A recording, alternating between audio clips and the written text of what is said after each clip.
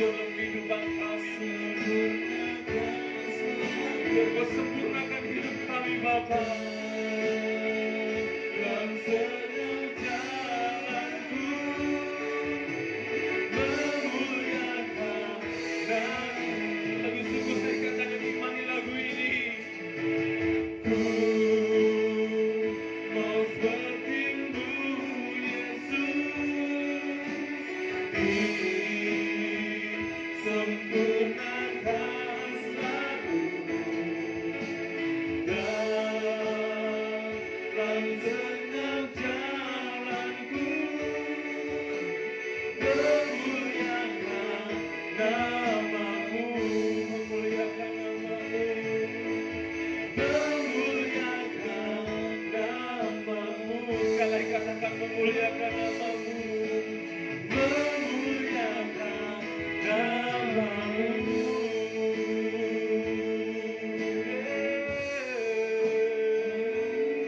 Memuliakan Namamu Tuhan, meninggikan Namamu Yesus.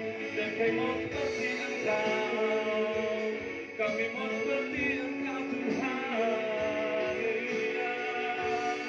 Haleluya, haleluya.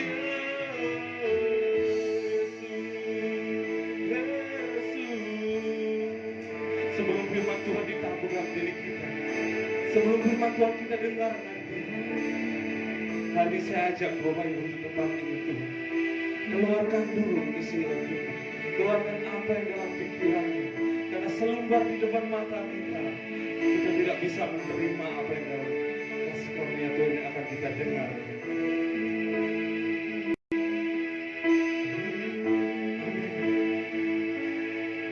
Dan mendengarkan firman-Mu Tuhan, kami siap Tuhan, Yesus. Amin. Yesus. Ku mau seperti-Mu Yesus,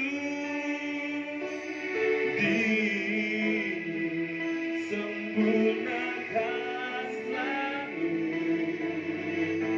dalam segenap jalanku, memuliakan Namamu. Ku mau seperti-Mu Yesus, dan waktu saya serahkan pada hamba-Nya. Ku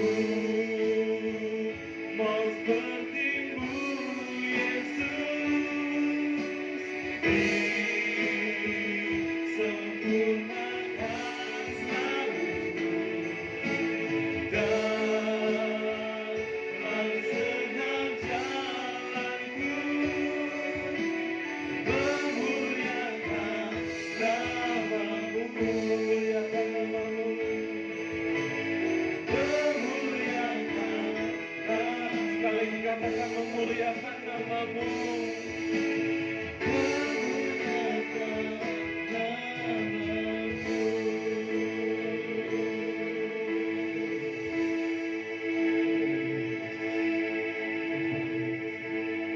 Tuhan Yesus, pada pagi hari ini kami ada, sebagaimana kami ada, kami bersyukur buat sehat dan kuat dan boleh ada di rumah-Mu untuk beribadah, memuji, membesarkan nama-Mu. Kami bersorak-sorak, kami berglori bagi Engkau, kami bersuka cita bagi Engkau, karena Engkau menyatakan diri-Mu bahwa Tuhan, Engkaulah di dalam nama-Mu, yaitu Yesus Kristus, memberikan kami kepastian, memberikan kami harapan, memberikan kami jalan, memberikan kami selamat. Oleh karena Tuhan, kami tidak ragu lagi bahwa Engkau adalah Tuhan. Tuhan Yesus, tolong kami sekalian pada pagi hari ini, kami mendengarkan firman-Mu. Karena ini adalah suara-Mu, berbicaralah Tuhan, kami siap untuk mendengarkannya. Segala gangguan-gangguan yang dari luar, yang mungkin masuk di dalam pikiran kami tolak dalam nama Tuhan Yesus. Berilah kiranya kami hati dan pikiran yang fokus kepada firman, agar firman-Mu tidak jatuh di tempat-tempat yang sia-sia, tetapi benar-benar kami mengerti dan tinggal menjadi rema bagi setiap kami umat-Mu. Hamba percaya firman-Mu adalah berkat bagi setiap kami yang mendengar dan melakukannya. Urapi kami semua, urapi hamba-Mu. Roh Kudus, Engkau beracara melalui firman. Dan setiap yang siap diberkati Tuhan melalui firman Allah, sama-sama katakan, amin. Berikan dulu kemuliaan bagi Tuhan. Puji Tuhan, puji Tuhan. Silakan duduk Bapak Ibu, saudara kekasih dalam Tuhan. Ya, saya minta tolong bisa dibesarkan sedikit volume ini. Pak Faisal bisa minta tolong volume mic wireless saya diperbesar sedikit. 1, 2, 3 tes 1, 2, 3 1, oke. Ya, baik, makasih Faisal. Puji Tuhan, Bapak Ibu saudara kasih dalam Tuhan. Shalom. Shalom. Shalom. Shalom. Puji Tuhan. Ini sekarang kita ada di minggu pertama bulan Desember. Kemarin saya baru menghadiri Natal salah satu gereja tanggal 1 Desember sudah Natal. Dan kita akan juga merayakan tanggal 7 Desember. Teman saya Bapak Pendeta Jamie sudah berangkat kemarin karena ada Natal tanggal 3, dia melayani di Wondula dekat Sorowako. Ada nama satu kampung besar di situ, bukan kampung kecil karena dia sudah menjadi juga kota, itu namanya Sinea. Nah, dia melayani khotbah Natal di sana. Saya tanggal 8 saya melayani di Mamasa, lalu tanggal 9 di Mamuju, tanggal 10 di daerah SP1, daerah perkebunan kelapa sawit. Ada satu kampung yang jauh di atas dan itu tidak bisa dijangkau mobil, jadi harus dengan motor dan jalan kaki. Saya ditanya oleh ibu gembalanya, Pak Pendeta John, bisakah kami juga dapat dilayani? Kami ini, tapi ini minta maaf Pak, kami belum punya gereja, jadi kami ada di kampung dan kami pakai tenda. Apakah bisa? Gitu. Saya dengar Bapak ada datang ke Martajaya. Jadi kalau boleh, apakah ada waktu tanggal berapa kami sesuaikan? Saya bilang, oh itu di mana itu daerahnya Bu? Oh dia sebut nama daerahnya. Lalu bilang, Pak tapi kami sederhana sekali. Kami tidak pakai alat musik. Kami cuma pakai gitar satu yang tua, tidak ada alat musik. Terus kami ya begitu, tidak ada kursi Pak. Kami tidak ada kursi, kami hanya duduk melantai alas di tanah, alaskan tikar. Oh ya tidak apa-apa. Tanggal berapa ini? Saya bilang tanggal 10 bisa. Nah, tanggal 10. Jadi rentetan 8, 9, 10. Terus 11, 12 itu di daerah Martajaya. 12 kan hari Minggu ya, tanggal 11 hari Sabtu, tanggal 12 hari Minggu. Itu pun hari Minggu 2 pelayanan, pagi ibadah, malamnya Natal. Ya seperti itu. Jadi ini Desember adalah bulan di mana rentetan Natal demi Natal dan Natal.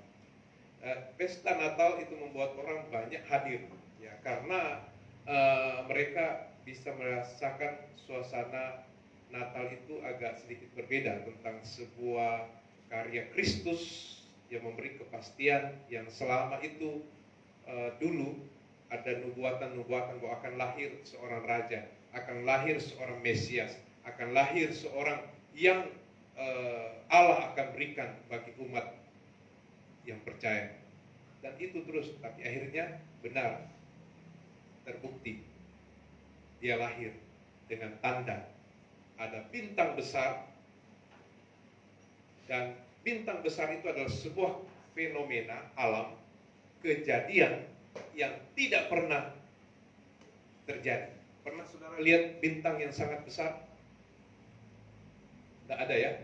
Dan itu terjadi suatu fenomena pada waktu itu, di mana ada bintang sangat besar. Lalu ada beberapa orang Majus orang Majus ini dikenal dengan ahli dalam hal tentang ilmu, baik itu perbintangan atau ilmu tentang sebuah apa yang dia lihat di langit, itu membawa mereka kepada satu pengertian demi pengertian. Lalu mereka melihat bintang besar itu dan mereka mengatakan, lah kalau ada bintang besar biasanya akan lahir seorang pembesar, tetapi bintang ini sangat besar, jadi akan lahir dan kami mau dituntun untuk pergi menuju di mana titik bintang itu pas di atas kepala, dan pasti di sekitar situ ada lahir seorang raja. Lalu mereka melakukan perjalanan. Tetapi di dalam kelahiran Yesus tidak sedikit tantangan, persoalan, hal-hal kejadian yang membuat satu peristiwa yang sangat sampai kepada hal yang berduka. Ada Raja Herodes, pada waktu itu dia memerintah, seorang raja yang otoriter, seorang raja yang tidak didengar, harus didengar oleh rakyatnya. Kalau rakyat tidak mendengar, maka akan dihukum. Dan pada waktu itu fenomena tentang bintang besar, kebetulan lewatlah seorang Majus, lalu dia merintahkan, Raja Herodes memerintahkan bawahannya untuk cari orang Majus yang memiliki ilmu perbintangan untuk panggil menghadap raja. Lalu dipanggillah orang Majus itu datang ke hadapan raja dan ditanyalah tentang ilmu perbintangan, dan dia mengatakan, itu menandakan ya Raja Herodes bahwa akan lahir seorang pembesar, dan itu dapat dikatakan seorang raja karena dia akan menjadi pemerintahan untuk rakyat. Wah, Raja Herodes sangat marah sebab dia tidak mau ada yang menggeser pemerintahannya, sebab ini adalah satu hal yang berbahaya buat kepemimpinannya seorang raja. Lalu dia berkata kepada orang Majus itu, orang Majus, tolong ya, cari siapa yang lahir itu, tolong lapor kepada saya akan memberikan persembahan yang besar buat itu calon raja. Itu sebenarnya hanya tipuan seorang Raja Herodes. Makanya ketika itu orang Majus berkata, siap. Dalam waktu itu mereka pergi melakukan perjalanan, tapi di perjalanan mereka bisik-bisik.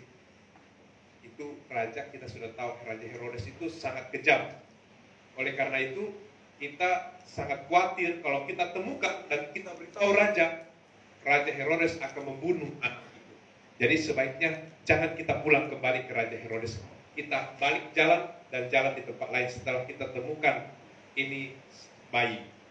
Dan dalam perjalanan itulah dia mendapatkan benar-benar di atas bintang besar itu, dia melihat cahaya itu ada di daerah sekitar situ. Dia mencari dan mendapatkan Yusuf dan Maria yang sedang melahirkan anak, dan mereka menamakan dia Yesus.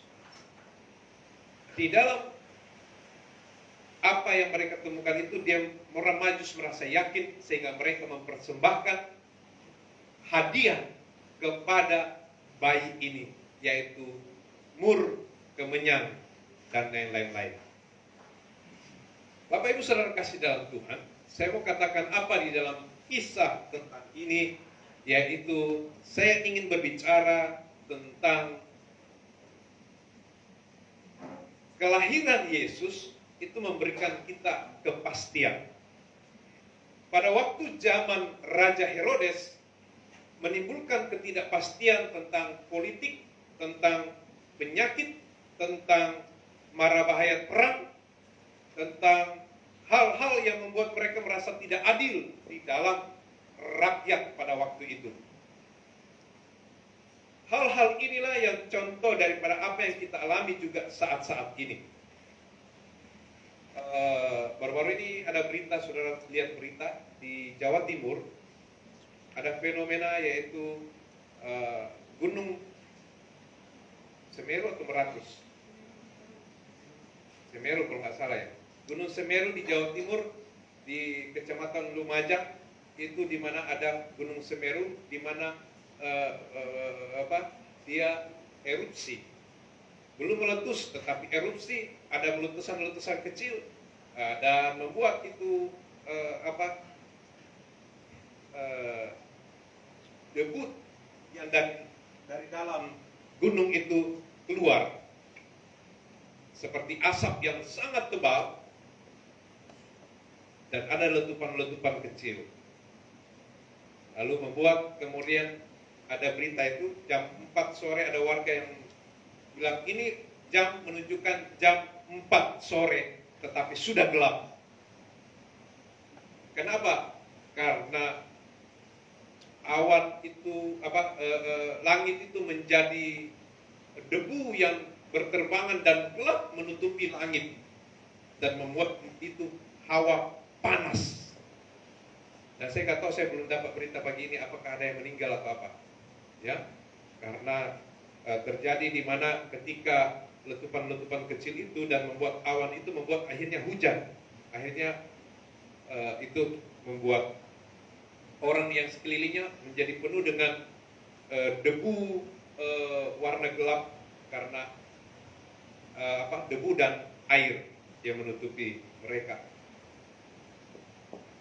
Baru-baru kemarin kita bersyukur untuk saat-saat ini mulai kita merasa bahwa sudah mulai agak bebas karena virus corona sudah di Indonesia sudah mengalami penurunan yang sangat drastis, sehingga kita sudah melihat orang-orang sudah sangat bebas dalam merayakan ulang tahun, pernikahan, dan sebagainya, acara-acara. Tetapi kemarin-kemarin itu kita penuh dengan ketakutan oleh karena tetangga kita, saudara, keluarga kita, teman kita ada yang meninggal akibat penyakit virus corona. Sehingga pemerintah kebijakannya adalah setiap orang harus divaksin. Ya. Saudara, Bapak, Ibu sudah divaksin? Ada yang 1 kali, ada yang 2 kali, atau mungkin ada yang sudah 3 kali, ada mungkin 4 kali. Ada teman saya, anggota pengurus PGI, waktu saya tanya, dia bilang, oh saya sudah 4 kali Pak. Saya dalam hati, Pak, bohong ini Bapak ini. Saya bilang, betulkah Bapak sudah 4 kali? Dia bilang, betul Pak John, saya sudah 4 kali. Kenapa bisa 4 kali Pak? Karena saya ini sudah usia. Jadi waktu pertama terjadi pandemik, waktu itu kemudian saya vaksin pertama, lalu saya vaksin kedua. Lalu kemudian ada lagi vaksin booster, saya vaksin lagi yang ketiga. Wah, saya bilang, Bapak ini juara Pak di Indonesia, mungkin baru Bapak. Dia bilang, tidak. Kalau di Indonesia itu ada beberapa orang di Jakarta itu sudah divaksin yang ketiga. Tapi itu bayar sendiri. Yang ketiga dan keempat. Oh iya, Tuhan. Tapi saya kira kita sudah cukup 1 atau 2 ya, cukup ya. Tidak usah terlalu banyak vaksin. Bapak Ibu saudara kasih dalam Tuhan, hal yang saya mau katakan kepada kita bahwa saat-saat ini bumi sedang bergoncang dan bergejolak hal-hal yang membuat kita tidak pasti. Saudara masih tahu, masih hangatnya kejadian yang terjadi di daerah Sulawesi Tengah. Tidak jauh dari Sulawesi Selatan ini ada Sulawesi Selatan, Sulawesi Tengah. Baru ada Sulawesi Barat dan Sulawesi Utara, Manado. Di mana terjadi alam, saya melihat kisah dan ratusan orang meninggal. Oleh karena ketika itu badai tsunami menghantam pinggir pantai daripada kota Palu, Sulawesi Tengah, mengakibatkan orang lari dan ada orang yang pun hanyut, dan kemudian terjadi gempa bumi di mana mereka yang di dalam kota atau dalam rumah, bahkan di dalam mal rubuh, mengakibatkan ada orang-orang yang terluka dan meninggal. Lalu mereka lari ke gunung, mereka lari ke gunung, tanah bergoyang, membuat tanah menjadi labil, lalu membawa rumah, pohon itu bisa jalan. Baru kali ini selama hidup saya melihat ada tanah yang bisa jalan seperti orang yang berjalan dan berlari.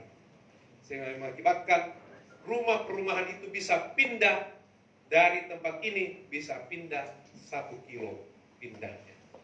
Itu luar biasa. Dan di situ salah satunya ada Bapak Pendeta di Palu, itu anaknya meninggal karena mereka ada acara pramuka, lalu mereka hadiri, lalu kemudian kejadian itu membuat banyak anak-anak pada waktu lari, dan tapi ada yang tidak selamatkan diri dan kemudian tenggelam masuk di dalam tanah. Lalu orang merasa, apakah ini sudah kiamat? Pada waktu itu ya, orang-orang di sana mengatakan, ini sudah kiamat. Tetapi seperti itulah keadaan-keadaan di mana kita di dalam dunia ini penuh ketidakpastian, dan kemudian kita merasa kita harus ada di mana. Kita mencari pertolongan dengan kekuatan kita, dengan modal uang kita, kekuasaan kita. Di situ pemerintahan semua lari, tidak ada pemerintahan. Tidak ada yang bisa tolong. Dan mayat di mana-mana sehingga menimbulkan bau busuk yang luar biasa. Dan puji Tuhan, orang berbondong-bondong untuk mengirimkan bantuan, termasuk gereja kita. Dan kemudian ada juga satu kontainer yang saya bantu, minta ada bantuan, minta tolong Pak Jum, bisa nggak bantu belikan ini bahan, lalu kirim ke sana. Oh, saya, aduh bingung saya bagaimana. Oke, saya bantu, tapi saya harus minta bantuan. Akhirnya puji Tuhan ada teman di Polda kirimkan 1-2 mobil truk, langsung ambil bahan, simpak masuk, lalu dia urus karena tidak bisa lagi lewat darat terputus lewat laut.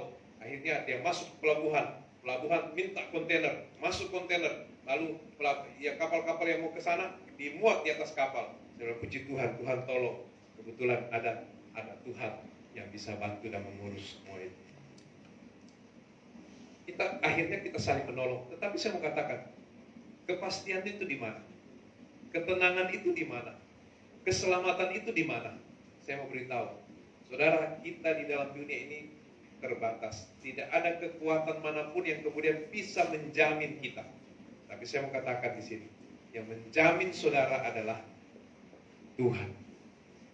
Yang menjamin saudara adalah Tuhan Yesus. Sebelum saya berikan ayat-ayat pendukung, mari kita buka dulu kepastian itu yang awal, yaitu ada yang namanya Immanuel. Matius 1 ayat 23. Matius pasal 1 ayat 23.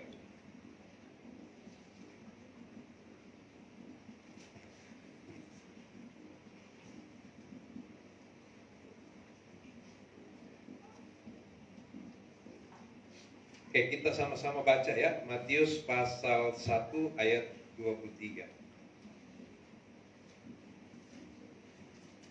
Oke, yang kalau saudara ada Alkitab, buka Alkitab saudara supaya saudara bisa memiliki firman di dalam hati saudara dan pikiran lewat Alkitab saudara. Walaupun ada juga di sini ini membantu bagi mereka yang tidak bisa membaca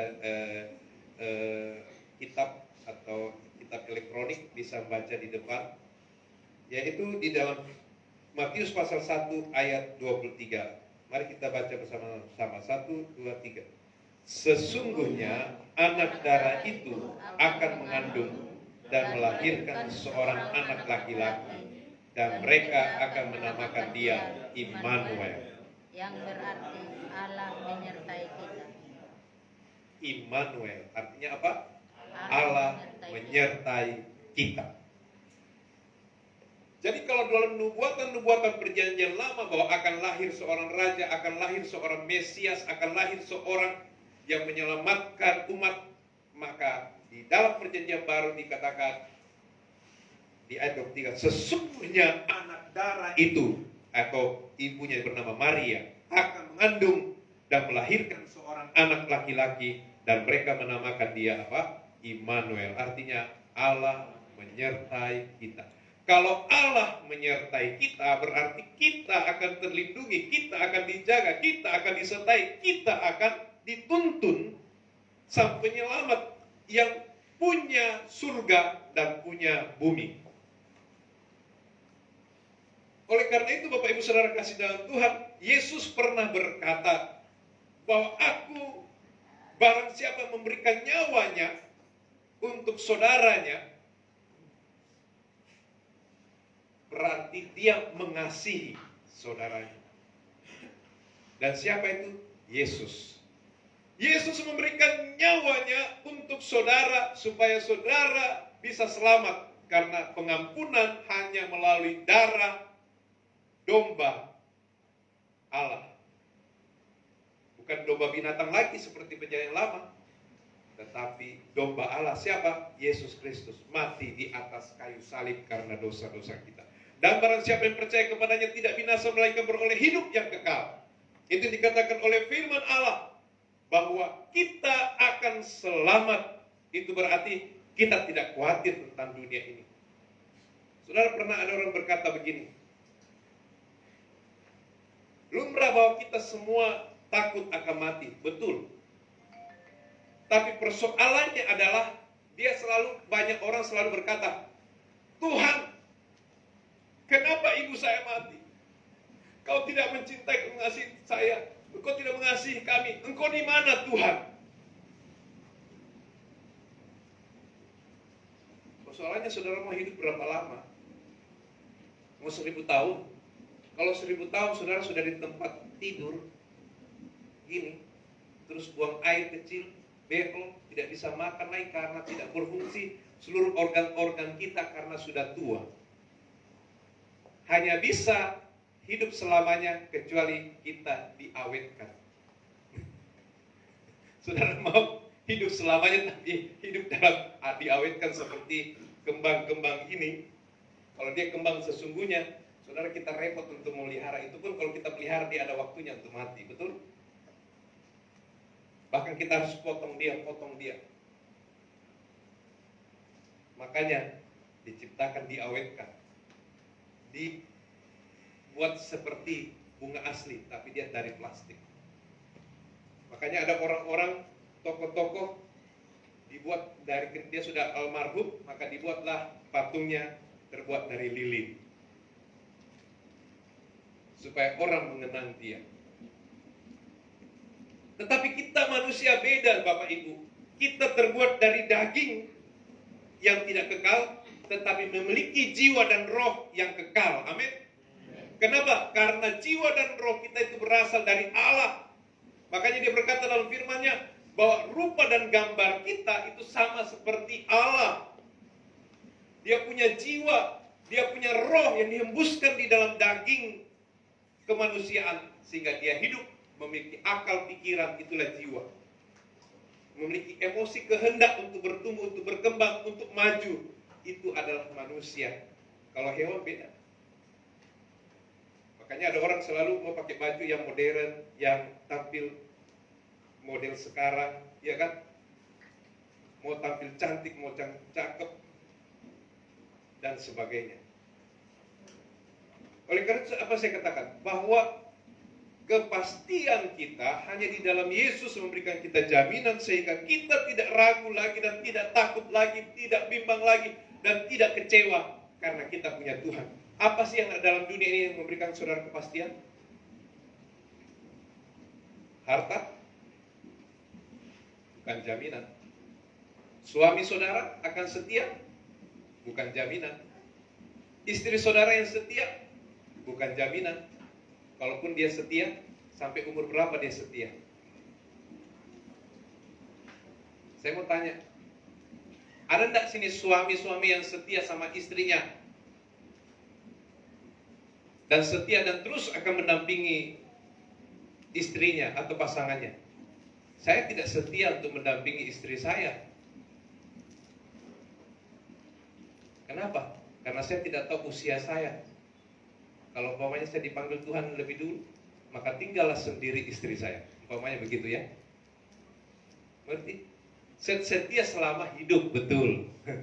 Setia selama hidup, betul. Tapi setelah itu dipanggil Tuhan, meninggal, wafat. Kalau orang sudah bilang innalillahi,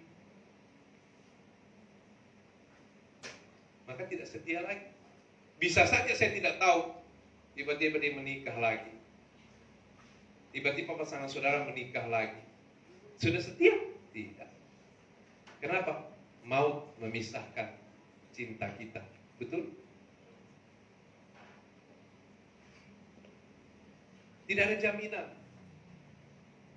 Tetapi jaminan yang pasti itu di dalam Yesus. Itulah yang dikatakan yang pertama ini adalah Yesus memberikan pengharapan bagi kita. Dialah sumber pengharapan. Tidak ada pengharapan lain. Harta kita, kedudukan kita akan hilang. Waktunya akan turun. Kalau punya kedudukan. Oh, kita punya dokter yang hebat. Sekarang dia sudah meninggal. Karena usia. Jabatan, dia ada waktu 5 tahun selesai, beda orang lagi. Siapa yang andalkan? Keuangan, uang tidak pasti. Bisa hilang, bisa ditipu orang, dan sebagainya. Tidak pasti. Tapi kalau saudara punya Tuhan, maka dia akan merancang saudara dalam rencana Allah yang saudara tidak ketahui, tetapi dia memiliki rancangan yang baik dan memiliki damai sejahtera. Itu yang dikatakan di dalam ayat Yeremia pasal 29 ayat 11. Dikatakan, sebab aku ini, kata firman, mengetahui rancangan-rancangan apa yang ada padaku mengenai kamu, yaitu rancangan damai sejahtera dan bukan rancangan kecelakaan, untuk memberikan kepadamu hari depan yang penuh dengan harapan. Amin. Penuh harapan. Jadi kalau saya punya harapan di dalam Yesus, maka otomatis saya memiliki hati dan pikiran yang fokus kepada Dia. Dan saya tidak mau lepas. Karena dengan memiliki Kristus Yesus sebagai harapan saya, maka saya tidak takut. Saya tidak khawatir. Saya tidak bimbang lagi. Saya tidak bisa kecewa lagi karena saya ada di dalam Kristus. Sekalipun manusia mengecewakan saya. Sekalipun apa yang ada di dalam dunia bisa mengecewakan saya, tetapi saya tidak perlu takut kecewa, karena saya punya pengaman di dalam harapan saya di dalam Yesus. Betul? Amin.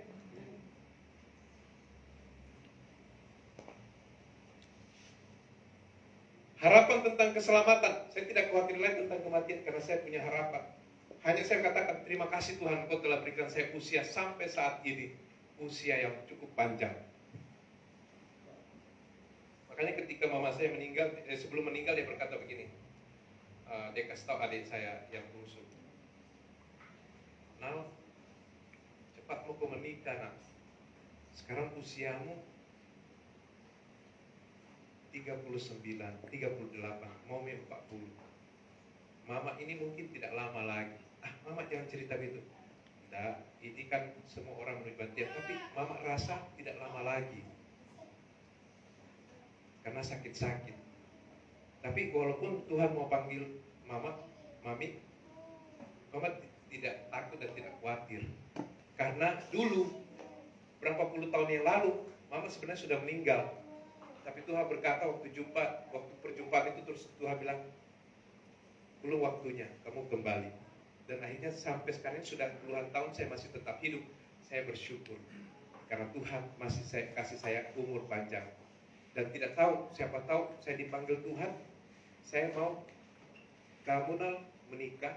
Terus kalaupun Tuhan panggil, saya lebih bersyukur karena saya melihat 5 anak saya menikah. Dan saya tidak takut, tidak khawatir lagi karena kamu sudah ada pendamping. Itu kata mama saya masih ingat. Dan ketika adik saya menikah, lalu kemudian masuk rumah sakit dia, lalu istri dari adik saya yang bungsu ini namanya Ronald, waktu dia berkunjung ke rumah sakit, saya lihat, terus mama saya minta duduk. Jadi mama saya minta duduk, terus dia cuma panggil begini istrinya Ronald, terus datang ke depan. Cuma mama saya tidak ngomong, dia cuma pegang perutnya siapa? Istrinya Ronald, dia cuma pegang. Terus setelah selesai, oh berarti dia sedang berdoa mungkin atau punya harapan. Udah selesai, dia berhenti. Terus dia minta tidur lagi. Besoknya siang dia meninggal. di bahu saya. Dia duduk, terus saya ke tempat tidur duduk, terus saya pijat-pijat. Dia bilang, John, saya tidak enak perasaanku, tidak enak perasaanku, tolong pijat dulu, pijat. Adik saya dua lagi bincang-bincang di sofa dengan suaminya, dan saya tempat duduk sama, terus saya berdoa. Cuma 5 menit langsung serangan jantung, terus tidak berdenyut lagi. Lalu saya coba bantu dengan nafas bantuan, tapi sudah tidak tertolong. Panggil dokter, cepat kasih bantuan, tidak bisa tertolong.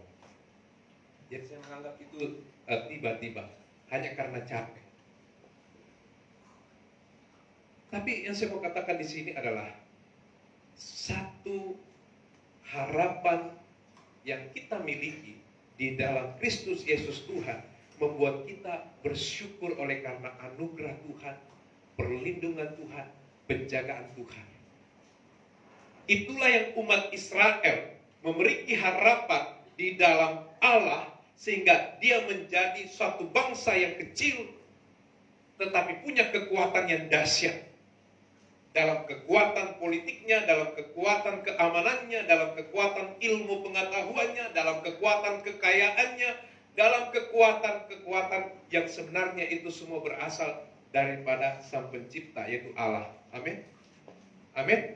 Bukan kepada sembah gunung-gunung, bukan sembah kepada patung-patung, bukan sembah kepada pohon-pohon, tetapi sembah kepada Allah yang berasal dari atas, yang menciptakan umat manusia. Itulah yang disembah. Sehingga itulah menjadi harapan kita. Kalau kita punya harapan di dalam Yesus Kristus Tuhan, maka ini sebenarnya kita berada di dalam pengamanan. Oleh karena itu berlakulah setia, karena Dia adalah setia. Amin. Jadi kekecewaan itu akan sirna dengan sendirinya ketika kita tahu bahwa Yesus sedang berbicara kepada kita melalui firman-Nya.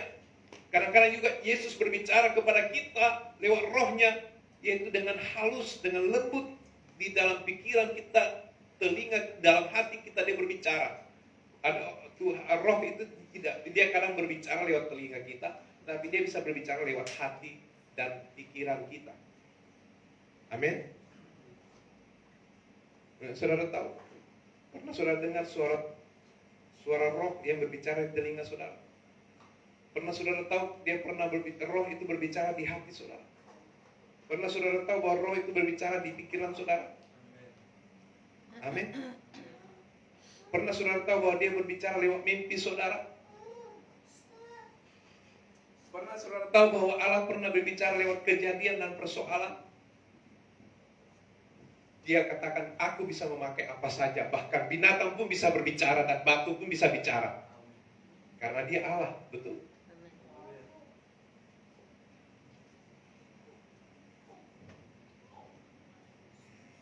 Kedua adalah Yesus memberikan jalan. Saya ingat ketika bangsa Israel waktu berada di tanah pembuangan di Babel, lalu minta kepada Raja Mesir untuk mereka dilepaskan karena mereka sudah puluhan tahun di negeri itu. Mereka mau pulang kampung ke negeri mereka, tetapi Raja tidak mengizinkan. Kenapa? Karena bangsa Israel di tanah Mesir menjadi tanah perbudakan, mereka menjadi pekerja-pekerja kasar. Mereka memberontak tidak bisa karena akan mati. Dan puji Tuhan mereka punya harapan. Allah menunjuk seorang dan memimpin umat Israel untuk membawa mereka keluar dari tanah Mesir ke tanah Kanaan, tanah perjanjian. Dan waktu mereka diizinkan keluar, mereka pun diburu prajurit untuk mati di jalan. Dan mereka menghadapi laut yang sangat luas. Mereka mau kembali ke gunung, tentara prajurit sedang datang untuk membunuh mereka. Maju kena, istilahnya maju kena, mundur kena. Maju ke laut, mati, tenggelam. Mundur, mati, dibunuh oleh tentara. Apa yang mereka harus tahu? Apa yang mereka harus lakukan? Ke kanan tidak bisa, ke kiri tidak bisa. Maju tidak bisa, mundur tidak bisa, kecuali mengadah ke atas meminta pertolongan. Dan saat itulah umat Israel meminta pertolongan. Mereka menangis menjerit, mereka berseru, oh Allah, bagaimana kami, Tuhan, tolong kami mati, Tuhan, kami percaya Engkau tidak membiarkan kami. Dan ada orang-orang yang kurang percaya, mereka juga memarahi pemimpin mereka pada saat itu. Siapa pemimpin mereka pada waktu itu? Siapa pemimpin mereka pada waktu itu?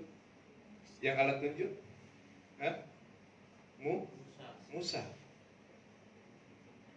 Lalu ada yang marah-marah.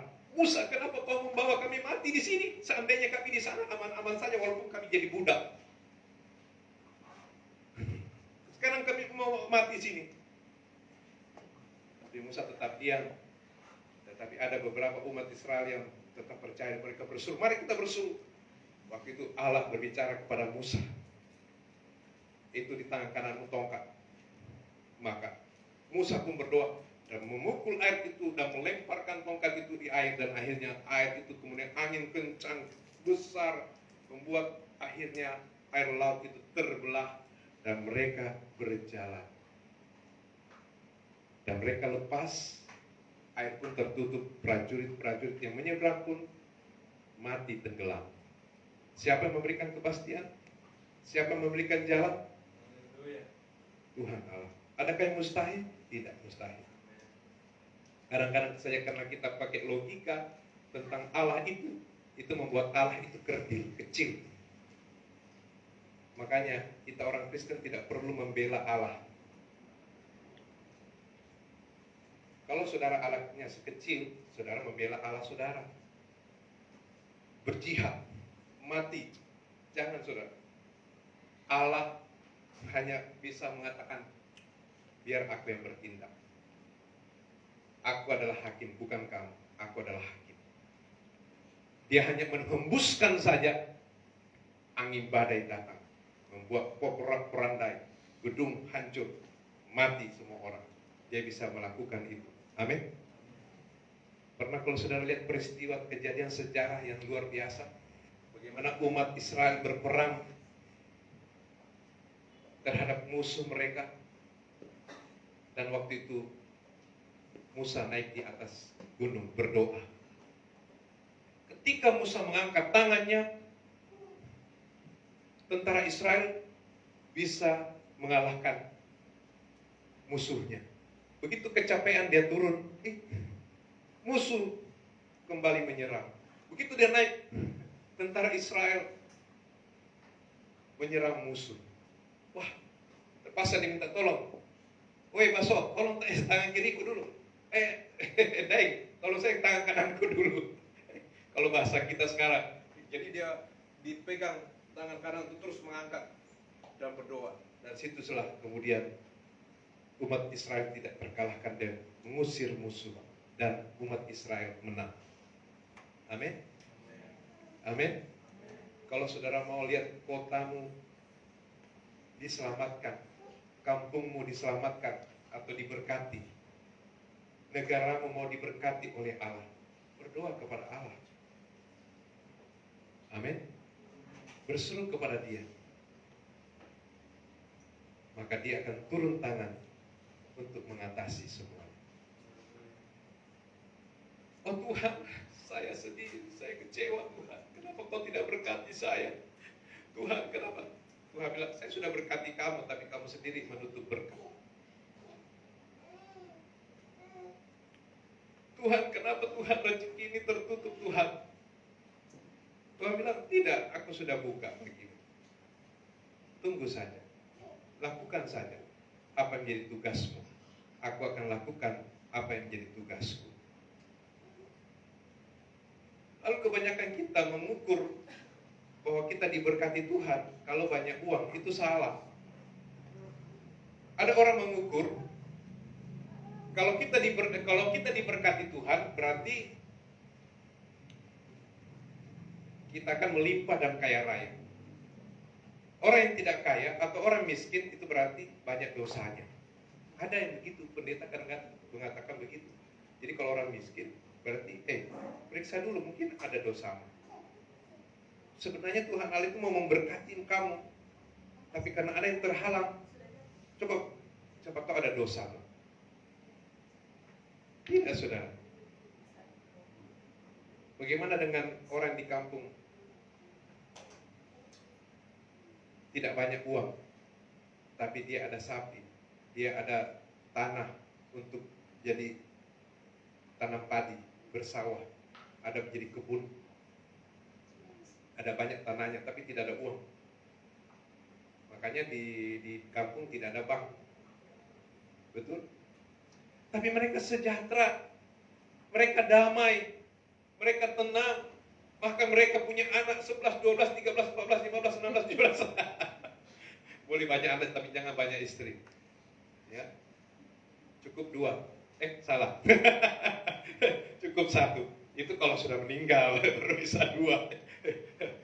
Itu kata firman. Tapi kalau saudara mencintai Tuhan, maka saudara ada damai. Amin. Damai dengan istri dan tenang dengan keluarga, sukacita, damai sejahtera dalam rumah tangga. Amin. Amin. Jadi berkat itu bukan masalah karena banyak uang. Itu salah. Kalaupun saudara dititipkan uang kepada saudara oleh Tuhan dengan rezeki, dengan berkat, bersyukurlah. Bersyukurlah karena apa yang kau miliki. Kembali bahwa Allah memberikan kepastian, yaitu jalan bagi setiap kita. Tidak ada yang tidak tertutup kalau Allah ada bersama kita. Karena Dia adalah Immanuel. Tuhan menyertai kita. Yesus adalah jalan. Yesus adalah jalan kehidupan. Selain itu adalah Yesus jalan keselamatan. Oleh karena itu Bapak Ibu saudara kasih dalam Tuhan, apa yang sebenarnya di dalam hidup kita, jalan yang tertutup, Tuhan memberikan jalan. Kita belajar dari Alkitab, tokoh-tokoh sejarah tentang apa yang kejadian-kejadian itu. Tuhan menolong secara pribadi, Tuhan menolong secara kelompok, Tuhan menolong secara kebangsaan dan negara.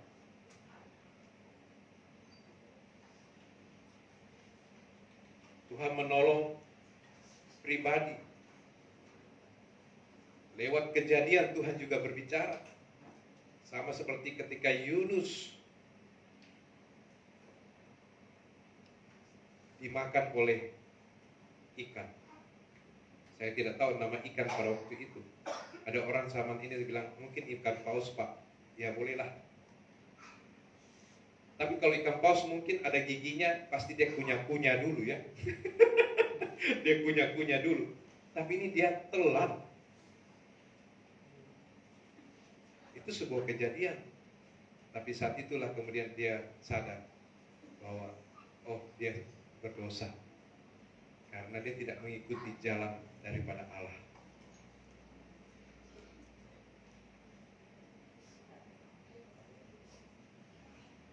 Kalau saudara, Allah mau memberkati saudara, tidak ada yang menutup jalan saudara, kecuali kalau saudara tutup jalan itu sendiri. Betul? Amin. Yang terakhir, Yesus memberikan perlindungan. Kenaikan Tuhan Yesus ke surga ini merupakan hal yang tidak terbantahkan bagi setiap orang. Sekalipun ada orang yang memutarbalikkan fakta, yang mengatakan Yesus tidak mati, tapi itu adalah muridnya. Itu adalah orang-orang yang coba mau menyesatkan, di mana sudah dihasut oleh iblis pikiran mereka. Tetapi mereka tidak bisa membuktikan. Tetapi ada fakta-fakta bahwa Yesus itu mati di atas kayu salib dan naik ke surga. Salah satu fakta yang berdasar adalah di dalam Alkitab, Yesus akan terangkat ke surga dan mengundang murid-muridnya untuk berkumpul di satu kota. Bahkan orang-orang pun melihat dia naik ke surga. Bukti yang kedua adalah di mana Ketika seorang muridnya bertanya, "Guru, engkau pergi untuk selama-lamanya. Terus siapa yang akan bersama-sama dengan kami?" Yesus mengatakan, "Aku akan mengirimkan kepadamu Roh Penolong." Dan benar, waktu mereka disuruh berkumpul dan berdoa, Roh Kudus pun turun ke bumi dan ada di kota itu dan menjamah orang-orang yang sedang berdoa, dan mereka pun berbahasa roh. Fakta yang ketiga tidak terbantahkan adalah, saya lompat, untuk saat ini kita ada di sini. Ketika saudara berdoa, saudara sendiri bisa merasakan kehadiran Allah. Amin. Ketika berdoa. Tapi orang-orang mereka berdoa tidak merasakan apa-apa. Tapi saudara bisa merasakan. Coba saudara fokus ketika saudara menyembah Tuhan, berdoa. Tuhan, saya kok tidak rasakan? Ya Pak Pendeta, saya tidak rasakan ketika saya berdoa. Ya saudara berdoa dengan tekun. Firman Allah berkata, masuklah rumah, bukalah kamarmu, tutup kunci kamarmu, dan berlutut dan berdoa di situ. Maka roh itu akan datang dan menjamah saudara. Itu artinya apa? Berikan hati dan pikiranmu kepada Allah. Jangan ada gangguan apapun. Itu adalah di mana saat-saat engkau perlu bersekutu secara pribadi, lakukan itu. Dan situ Roh Kudus akan turun dan menjamah saudara. Bukan saya berarti berkata tidak bisa berdoa ketika di mobil, motor bisa berdoa, di becak saudara bisa berdoa, di PT-PT saudara bisa berdoa. Tapi jangan, saudara, maaf semua, tolong jangan ribut, saya mau berdoa. Jangan begitu ya.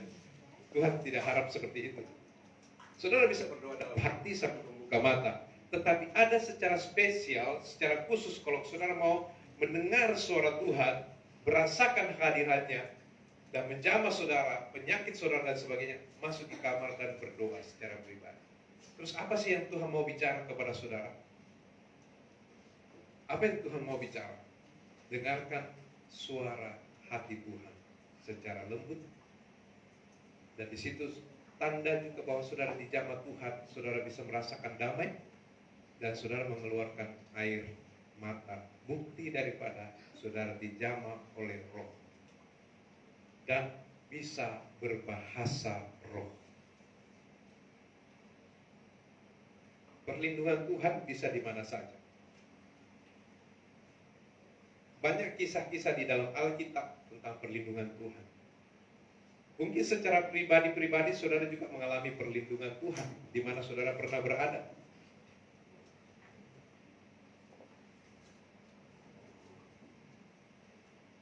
Pernah saudara dipukul oleh tentara?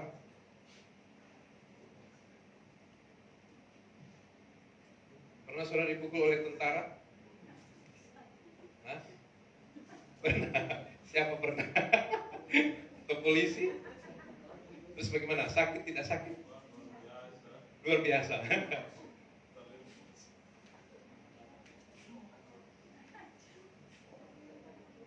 Saudara sabar dan berdoa, Tuhan, ampuni dia tidak tahu apa yang dia berbuat.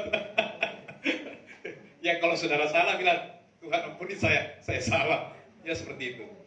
Ya.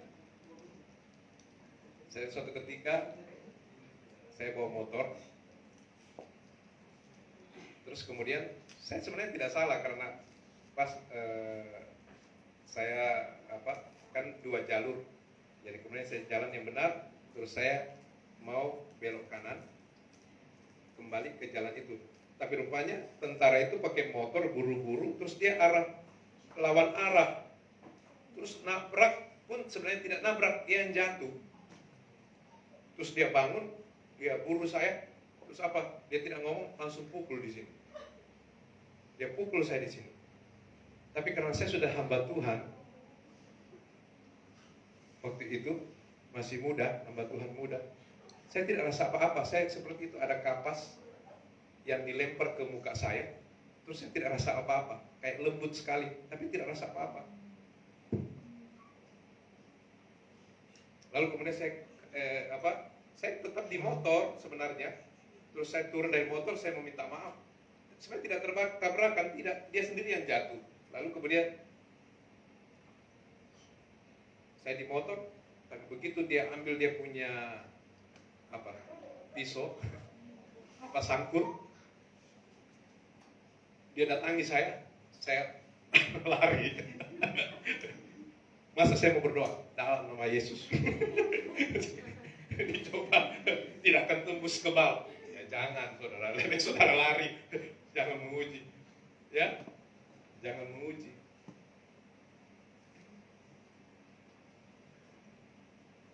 Perlindungan saudara, perlu perlindungan. Itu ketika bawa mobil, saya bukan bawa mobil. Oh ya, pernah satu kali saya bawa mobil terus di Anak Banua, pas pembelokan Anak Banua, ada orang mabuk, tidak pakai baju, ya pasti pakai celana, tetapi di tangan dia itu ada parang panjang. Terus, oh ya, tangan kiri parang, terus tangan kanan ada besi rantai, lalu di bawah rantai itu ada bola. Lalu di depan saya ada bus 3/4.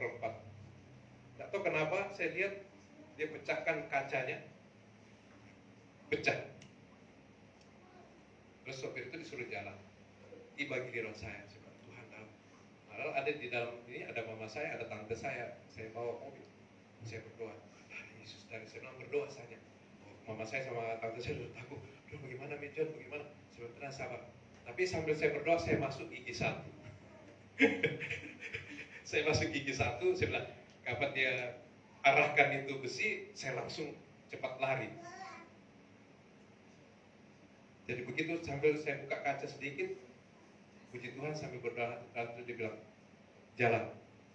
Wah puji Tuhan, kami jalan.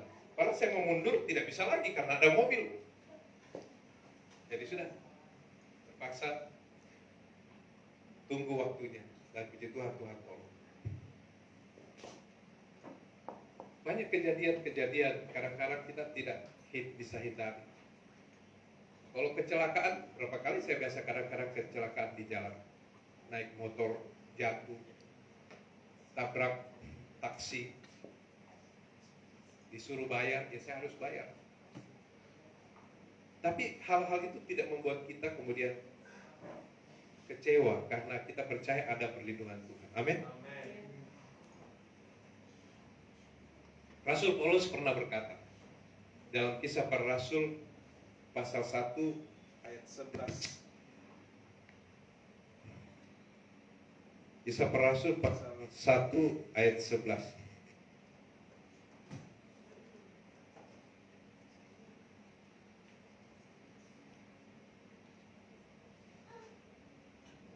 Dikatakan di bagian B-nya Yesus ini yang terangkat ke sorga, meninggalkan kamu, tetapi akan datang kembali dengan cara yang sama seperti kamu melihat dia naik ke sorga. Berarti ini memberikan kita jaminan bahwa dia tidak meninggalkan kita. Dia setia. Dan sampai saatnya dia akan kembali dan menjemput kita, orang-orang yang masih hidup maupun orang-orang yang sudah mati. Amin. Makanya itu saya katakan tadi bahwa kalau kita punya Yesus Kristus sebagai sumber kepastian kita, maka kita tidak memiliki lagi keraguan karena kita menyembah, kita memuji Dia, kita mengagungkan Dia, kita membaca firman-Nya tentang apa yang Dia katakan dalam kitab,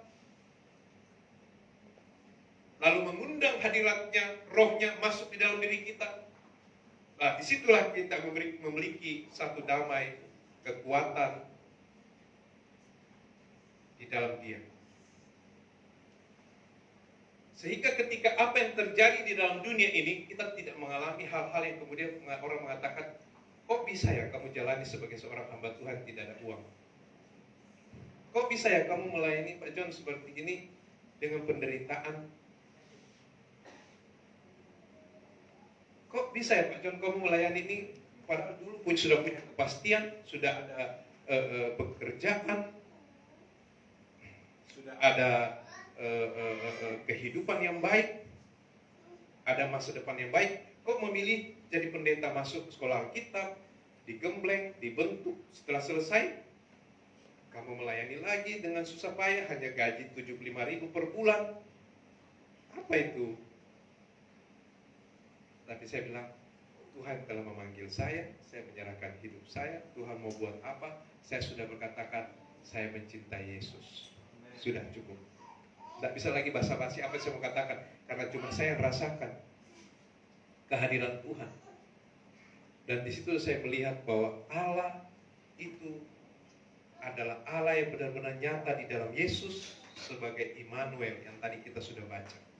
Dia menyertai saya ketika saya melayani seseorang, ketika saya mendoakan seseorang, ketika dia kesakitan, dia melahirkan dan punya anak, saya membimbing anaknya, lalu menikahkan anaknya, sampai ibu ini meninggal pun mereka tetap setia.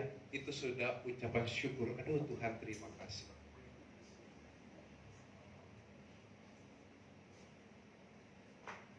Lalu berkat itu dari mana? Saya tidak tahu berkat itu dari mana.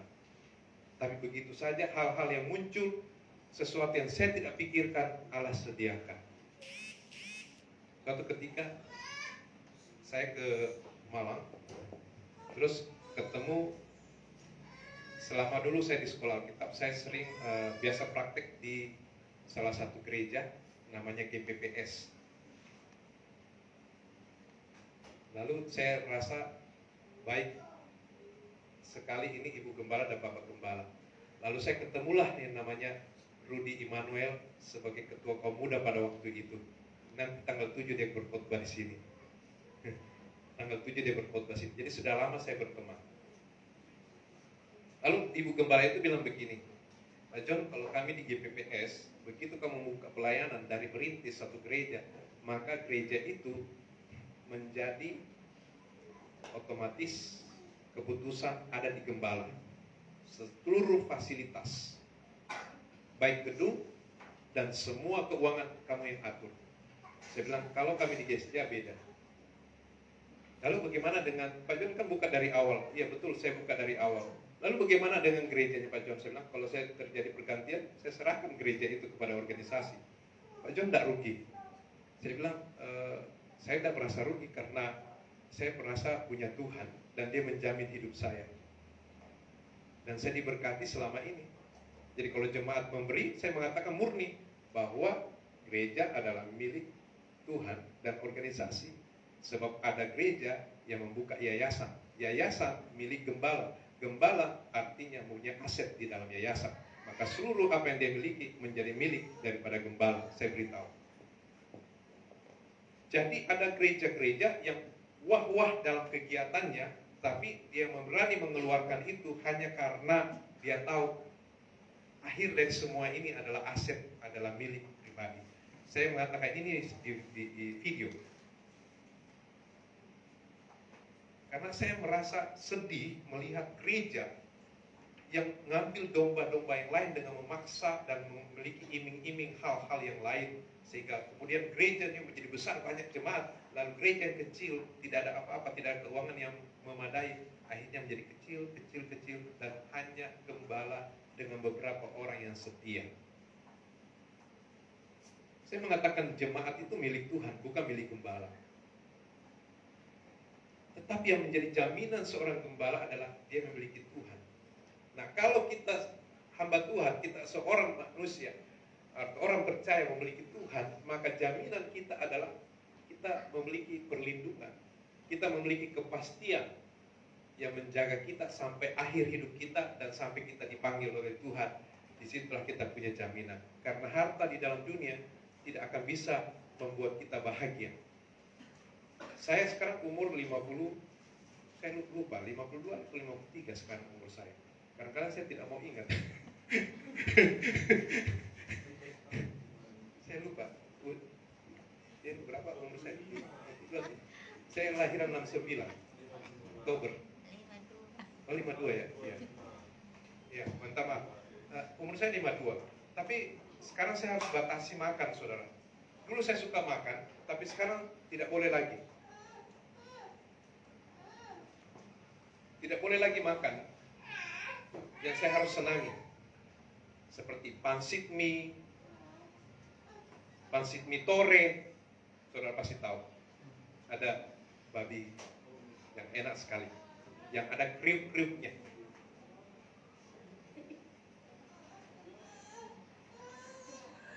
Makan makanan yang benar-benar lezat, itu coto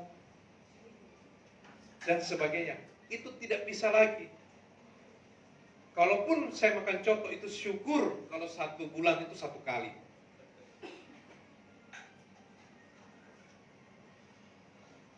Padahal dulu saya paling senang adalah durian. Karena saya tinggal di Palopo. Tapi sekarang saudara, kalau saya makan durian langsung kayak tegang di kepala, di leher sini. Aduh, kolesterol lagi.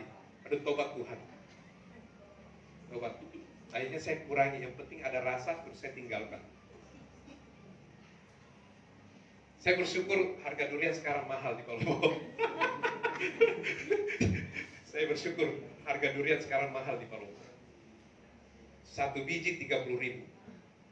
Satu talaja isi 3, 90.000, 85.000, 80.000. Waktu itu saya ke Palopo, saya tanya, wih, kaget saya mahal. Terus pinggir tempat lain sama. Yang paling murah adalah 70.000. Saya bilang tidak jadi beli. Langsung saya katakan, puji Tuhan, mahal. Seperti itu. Tetapi itulah, kita ada di dalam tubuh ini, kita harus bersyukur. Untuk sementara di dalam tubuh. Tentang kepastian, kapan dipanggil kita tidak tahu. Waktunya hanya tahu Tuhan yang tahu. Tapi itu tadi saya kasih gambaran tentang ibu saya. Ketika akhir-terakhirnya, dia cuma bilang sama adik saya, "Nal, kapan kau menikah? Cepat kau menikah." Karena mama merasa mama sudah tidak lama lagi. Mama tidak boleh bilang begitu. Tidak, saya harus bersyukur karena Tuhan sudah kasih saya puluhan tahun. Sebenarnya berapa puluh tahun lalu saya sudah meninggal kan. Kalian kan semua sudah tahu waktu masih kecil. Tapi Tuhan bilang, kamu kembali belum saatnya. Dan saya hidup lagi. Dan sekarang saya bersyukur sudah dikasih usia. Dan ketika adik saya kemudian menikah, dan waktu itu akhirnya ibu saya sakit, masuk rumah sakit. Terus dia bangun dari tempat duduk, lalu dia panggil istrinya Ronald, datang menghampiri. Dia panggil, menghampiri di tempat tidurnya, lalu dia cuma jamah pegang perutnya. Dia tidak ngomong apa-apa. Saya percaya dia sedang berdoa. Setelah itu dia lepas tangannya, lalu dia tidur lagi. Besoknya meninggal. Jadi adik saya yang bungsu paling histeris, menangis tidak terima. Terus saya sebagai kakak nasihati dia. Nasihat.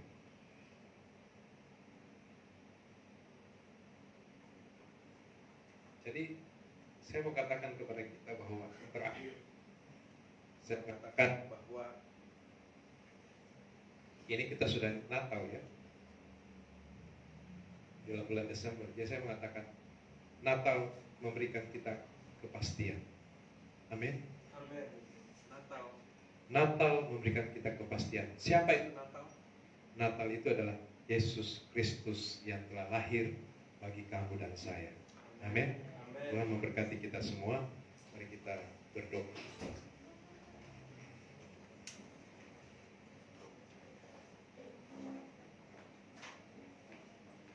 Bapa Surgawi, terima kasih Tuhan buat anugerah-Mu, buat jaminan-Mu bagi kami. Oleh karena itu Engkau diberi nama Immanuel.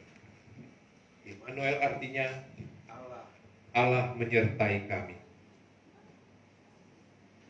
Terima kasih Tuhan buat segala anugerah-Mu, kebaikan-Mu, kesetiaan-Mu. Bahkan sekalipun kadang-kadang kami tidak bisa menangkap dengan akal pikiran kami tentang hal-hal di dalam dunia ini yang tidak punya kepastian. Bencana alam, sakit penyakit, kematian, kecelakaan, hal-hal yang tak terduga. Dan kami tidak tahu mau kemana tentang hal-hal yang terjadi di dalam dunia ini. Tapi kami kembali bersyukur dengan firman-Mu yang memberikan kami kepastian di dalam Yesus Kristus Tuhan, bahwa Engkau telah lahir, memberikan kami kepastian bahwa kami tidak perlu lagi ragu, kami tidak perlu lagi bimbang, kami tidak perlu lagi takut, kami tidak perlu lagi tersesat, karena kami punya Yesus Kristus yang telah lahir bagi kami, mati, bangkit, dan di surga menantikan kami. Kau tolong kami semua untuk memiliki pengharapan yang pasti di dalam Yesus, memiliki jalan di dalam Yesus, memiliki perlindungan di dalam Yesus. Itulah Tuhan. Terima kasih Tuhan. Terima kasih Yesus. Kami percaya. Ampuni kami Tuhan jikalau selama ini kami ragu, kami bimbang, kami khawatir, kami takut. Ampuni kami. Karena firman berkata, kecewaan, ketakutan, kebimbangan berasal daripada iblis yang menakuti umat manusia. Tapi kami mau di dalam Yesus memberikan kami kekuatan, dan kami tidak takut lagi, kami tidak ragu lagi, kami tidak bimbang lagi, karena kami memiliki Yesus Kristus Tuhan kami. Tolong kami Bapa, tolong jemaat-Mu, tolong kami Tuhan, agar kami memiliki roh yang menyala-nyala dalam Engkau, memiliki roh yang semangat di dalam Tuhan, memiliki roh yang melayani. Berkati kami semua, berkati setiap jemaat, berkati setiap orang yang ada di tempat ini, karena kami bergandengan tangan bersama-sama untuk saling membangun, saling menyemangatkan, saling melayani. Kau berkati kami semua, Roh Kudus. Berbicara atas kami, Roh Kudus. Sembuhkan kami ya Roh Kudus.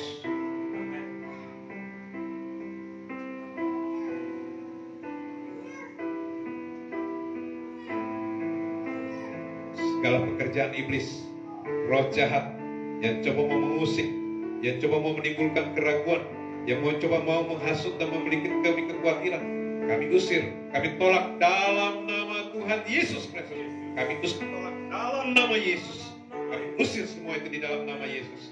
Dan saat ini Tuhan kami yakin bahwa di dalam Engkau Yesus, maka Engkau memberikan kami jalan keselamatan dan kepastian, perlindungan, berkat Tuhan yang tercurah bagi orang yang percaya.